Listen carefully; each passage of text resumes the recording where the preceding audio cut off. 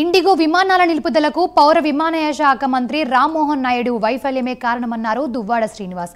ఒక పక్క విమానాలు రద్దై ప్రయాణికులు ఇబ్బంది పడుతుంటే మరోవైపు టికెట్ల రేట్లు అమాంతం పెంచారని అన్నారు.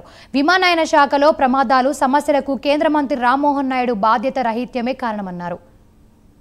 దేశంలో ఇప్పుడు ఒక సంక్లిష్టమైనటువంటి పరిస్థితి. ప్రపంచంలోనే 3వ స్థానం కలిగినటువంటి ఇండియన్ సివిల్ ఏవియేషన్, ఇంత గొప్ప ఖ్యాతిని సంపాదించినటువంటి భారతదేశం ఈరోజు గత కొద్ది నెలలుగా ఈ ఏడాది కాలంలో అసలు ఏవియేషన్లో ఎటువంటి ప్రమాదాలు జరుగుతున్నాయి అన్నది చూస్తుంటే చాలా ఆశ్చర్యకరంగా ఉంది. ఇదంతా ఒకసారి బాగా గమనిస్తే, డీప్గా ఒకసారి ఈ వ్యవహారాల్లోకి వెళ్తే ఎంతో కొంత ప్రభుత్వ నిర్లక్ష్యమే కనబడుతుంది.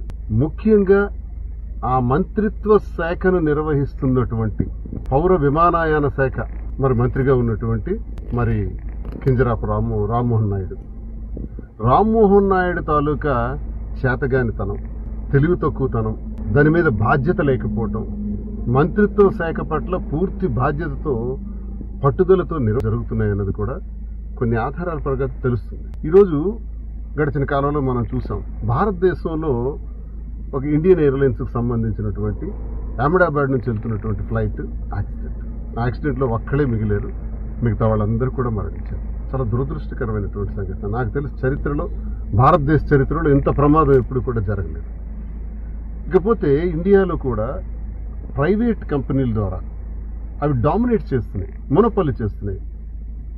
ఈ ఇండిగో ఫ్లైట్స్, ఇండియన్ ఎయిర్లైన్స్, ఈ రెండు మాత్రమే మన దేశంలో 91% ఈరోజు ప్రాధాన్యతతో ఉన్నాయి.